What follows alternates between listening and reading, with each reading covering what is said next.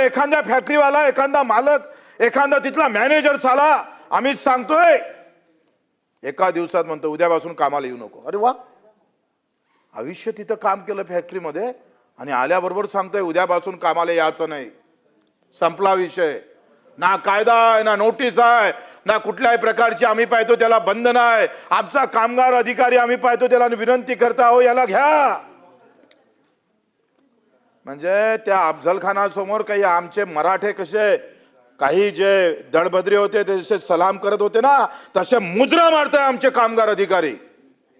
मुद्रा मारण्याचं काम करतय. त्या कायद्यात बदल करा. असा कसा फॅक्टरीवाला डायरेक्ट त्या कामगाराला काढलं जात आहे? त्याच्यावर समिती नेमा.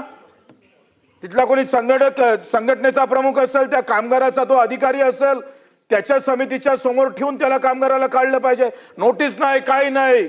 म्हणजे एखाद्या सामान्य माणसाच्या घरी कामावर असतं जसं आपलीकडे ड्रायव्हर असतं, उद्यापासून येऊ नको. काय प्रकार आहे? कधी थांबणार आहे?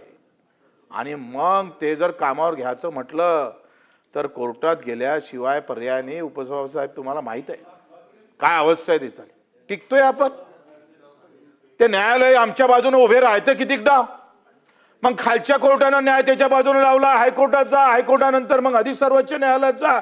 एक कामगार ज्याला 18,000 रुपये पगार भेटत नाही तो न्यायालयात भांडणार कसा? याच्या संदर्भात तुम्ही काय निर्णय घेणार ते आम्हाला सांगा. बातमी म्हणजे थोडक्यात.